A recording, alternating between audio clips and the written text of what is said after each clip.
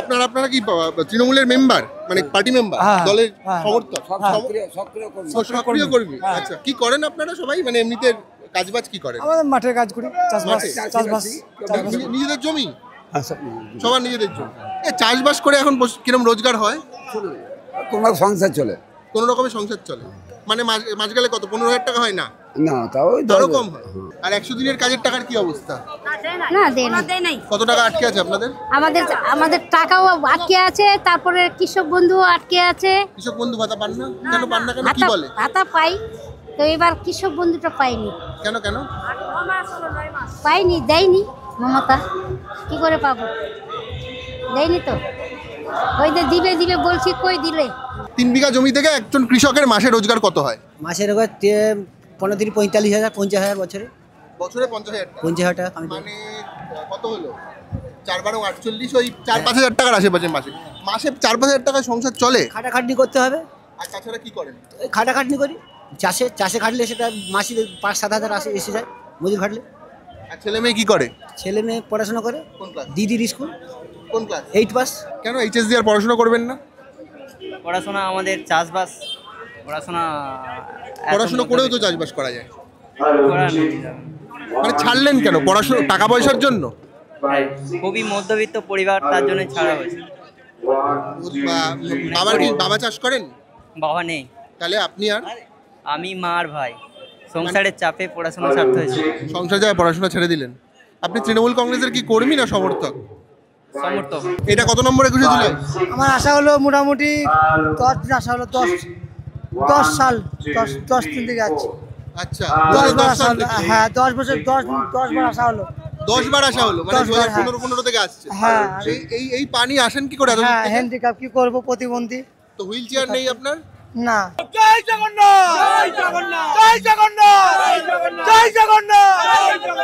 প্রত্যেক মাসে 1000 টাকা দেয়। প্রতি মাসে 1000 টাকা করে 1000 দেয়। টাকা। তো হুইল চেয়ার যদি দেয় তো আপনার একটু সুবিধা হয়। হ্যাঁ, তো আজকে দিদিকে বলবেন? বলবো। আজ 21শে জুলাই, আপামর বাঙালির কাছে উৎসবের দিন। আপামর বাঙালি বললে বোধহয় ভুল হবে, তৃণমূল কংগ্রেসের কর্মী সমর্থকদের কাছে তো এটা উৎসবেরই দিন। এবং এই দিনটা পশ্চিমবঙ্গে, অন্তত কলকাতা ও তার শহরতলির বুকে, অঘোষিত ছুটির দিন। এই দিনকে স্কুল, কলেজ, দোকানপাট প্রায় বন্ধ থাকে সকাল থেকে বললেই চলে। কেন থাকে আমরা কেউ জানি না, কিন্তু 1993 সালের 21শে জুলাই যে 13 জন মানুষের মৃত্যু হয়েছিল কলকাতা পুলিশের গুলিতে, তারপর থেকেই মমতা বন্দ্যোপাধ্যায়ের নেতৃত্বে এই ধর্মতলা চত্বরে যে শহীদের মঞ্চ, যে শহীদের স্মৃতিতে যে মঞ্চ তৈরি হয়, তাতে ভিড় করে কয়েক লক্ষ মানুষ। আমি যখন এই কথাগুলো আপনাদেরকে বলছি তখন সময় সকাল 7টার আশেপাশে।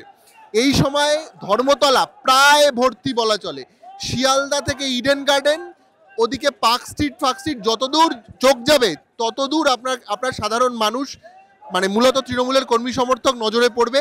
তারা কেন এসছে তাই নিয়ে অনেক কনফিউশন থাকবে। কেউ বলবে এটা নাকি ডিমভাত দিবস। কিন্তু তারপরেও পশ্চিমবঙ্গের নিরন্ন খেটে খাওয়া গরিব শ্রমজীবী মানুষ আজও মমতা বন্দ্যোপাধ্যায়ের ডাকে 21শে জুলাই ভিড় করেন। এবং আমার ধারণা, ভারতবর্ষের মমতা বন্দ্যোপাধ্যায় একমাত্র নেত্রী যার ডাকে বছরে এরকম একটা দিন হয়, এবং বছরের এই দিনটায় এরকম লাখ লাখ মানুষ জড়ো হবেই, এটা ধরে নেওয়া যায়। কিন্তু এই যে অগণিত মানুষ, খেটে খাওয়া শ্রমজীবী তৃণমূলের মানুষ, এই যে গরিব কর্মী সমর্থক, তারা পশ্চিমবঙ্গে কেমন আছে? মেইন স্ট্রিম মিডিয়া আপনাকে মমতা বন্দ্যোপাধ্যায় কি বললেন, কেন বললেন, তাই নিয়ে গভীর আলোচনা করছেন। কিন্তু যে গরিব মানুষের ভোটে মুখ্যমন্ত্রী হয়েছেন এত বছর ধরে মমতা বন্দ্যোপাধ্যায়, যে গরিব মানুষের ভোটে সিপিআইএমকে পরাজিত করেছেন তিনি, যে গরিব মানুষের ভোটে তিনি বিজেপিকে চ্যালেঞ্জ করতে পারেন, সেই গরিব মানুষ আসলে কেমন আছে?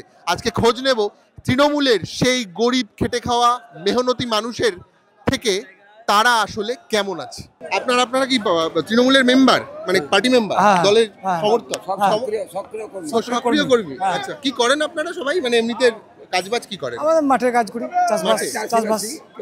নিজেদের জমি? সবার নিজেদের জমি। চাষবাস করে এখন কিরকম রোজগার হয়? কোনো সংসার চলে, কোন রকমের সংসার চলে, মানে মাস গেলে কত, 15,000 টাকা হয় না? না, তাও আরো কম হয়। আরো কম হয়। কোনোভাবে সংসার চলে, কোনোভাবে সংসার চলে। 10,000 8,000 10,000 গড়। আচ্ছা, এটাই এই চলছে। আচ্ছা, আপনারা সবাই কি নিজেদের জমি নাকি ক্ষেত মজুরের কাজও করেন? কেউ কেউ কেউ রাজমিস্ত্রি কাজ করে, কে খেল মজুরি করে। রাজমিস্ত্রিতে কেমন রোজগার এখন বীরভূমে? মোটামুটি আছে, খুব একটা ভালো নাই পজিশন। দিনে 300 টাকা? আর না, 400 টাকায় আছে। 400 টাকা। 400 টাকা। তৃণমূল কংগ্রেসের সমর্থক হিসেবে কোনো আলাদা করে সুবিধা পান? না না, আলাদা কোনো সুবিধা পায় না, সাধারণ মানুষ যে সুবিধা পায় সেরকম আমরাও পাই। এখন বর্তমানে যে সহযোগিতাটা পাই অন্য কোনো দল থেকে পাবো বলে আশা করি না। আন্দোলন থেকে আছে। এখন এখন আপনাদের মূল বিরোধী কে, সিপিআইএম না বিজেপি? না, বিজেপি। বিজেপি। তো 26-এ বিজেপিকে হারাতে পারবেন? একদম। আপনাদের গতবার লিড কত ছিল আপনাদের এলাকায়? ওইটা তো দাদা বলতে পারবো না ঠিক। আপনাদের এখন বিধায়ক কে? রুকবানু মহাশয়। হ্যাঁ, রুকবানু মহাশয়। ও, রুকবানুর রহমান। আচ্ছা, আপনাদের কে, আপনাদের বিধায়ক কে?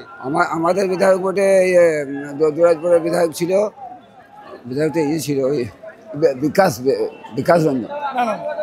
ও সিউড়ি ছিল, নয় আমাদের হেরি ছিল। ও, ওই জন্য বলছি। বিজেপি বিধায়ক ছিল অনুপ সাহা। ও, বিজেপি জিতেছিল সেবার। খালি একটা। এবার হারাতে পারবেন তো?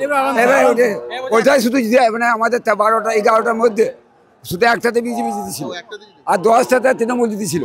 এবার 11টাই জিতবে। 11টাই জিতবে। এবার কিসের ভিত্তিতে হারাবেন? বিজেপি তো ধর্মীয় রাজনীতি করছে।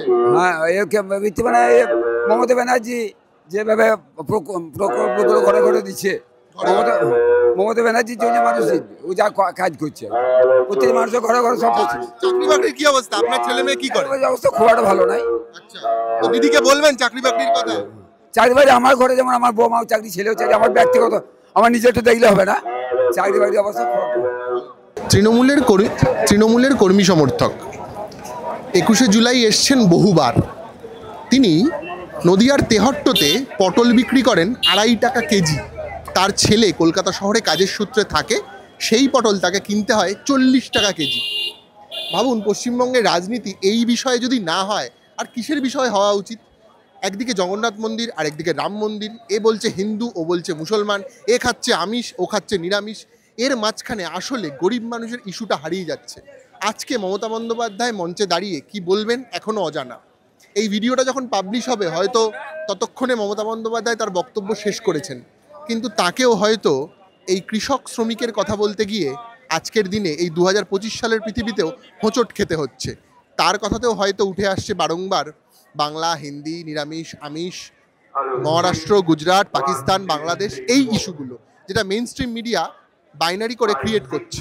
আর আপনি কি চাকরি বাকরির চেষ্টা করেন? হ্যাঁ, চাকরি বাকরির চেষ্টা করছি, পড়াশোনা এমএ কমপ্লিট হয়েছে আমার। MA complete? তাহলে কতদিন ধরে বসে আছেন? আমার মোটামুটি 3 বছর। চাকরি বাকরির কি অবস্থা? চাকরি বাকরিতে পরীক্ষা এখন রেজাল্ট তো ফর্ম ফিল আপ হচ্ছে আবার। ভর্তি করে ফর্ম দিয়ে পড়েছেন? ফর্ম ভরা গেছে। আচ্ছা, আমার ছেলে কলকাতায় থাকে, তো আমি 2.5 টাকা কেজি পটল বেচলাম, মানে 250 টাকা কুইন্টাল পটল বেচার পরে ওকে জিজ্ঞাসা করলাম 300 পটলের দাম 10 টাকা। তার মানে প্রায় 40 টাকা কেজি, 35-40 টাকা। আর আপনি 2.5 টাকা কেজি বিক্রি করেছেন। তাহলে বাবু মাঝখানে কত খাচ্ছে? আচ্ছা, এইটা মানে এটার সলিউশন হয় না কেন বলে মনে হয়? এটার সলিউশন আমাদের প্রতিটা মানুষকে করতে হবে, কোনো সরকার বা কোনো একজনের পক্ষে সম্ভব না। এই কালোবাজারের রুখতে প্রতিটা মানুষের মানে সাহায্য দরকার আমাদের।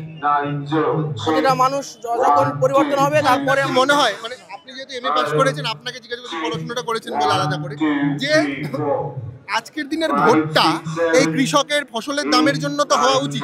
আপনার সাথে কথা বলে এটা মনে হচ্ছে উনি 2.5 টাকায় ফসল বিক্রি করে 40 টাকা করে ছেলে কেনে, কিন্তু আমাদের ভোটটা মূলত হয় মন্দির, মসজিদ, ধর্ম এইসবের ভিত্তিতে হয়। তো এইটা উচিত তো যে এবার ফসলের দামের জন্য ভোটটা হোক, যে ক্ষমতায় আসুক। হ্যাঁ, অবশ্যই যেই ক্ষমতায় আসুক, মন্দির মসজিদ তো ঠিক আছে, ধর্মস্থান সবার জন্য ঠিক আছে, কিন্তু আমাদের রুজি রোজগারের ব্যবস্থা করতে হবে। প্লাস ফসলের দামটা বাড়াতে হবে, ফসলের দাম যাতে চাষিদের উন্নতি হয়, চাষিদের কিছু টাকা পয়সা তাদের হাতে আসে। এবং এই যে কালোবাজারে যেটা চলছে, এটা আমাদের প্রত্যেককে রুখে দাঁড়াতে হবে, এটাকে মানে সামলানোর জন্য। কারো একার দ্বারা সম্ভব না, কোনো সরকার হোক বা এমএলএ এমপি কারোর দ্বারা সম্ভব না। সবাইকে এগিয়ে আসতে হবে, আমাদের সাধারণ মানুষকেও এগিয়ে আসতে হবে। এটা সহযোগিতা করলে তারপরে আমাদের দেশ পরিবর্তন হবে।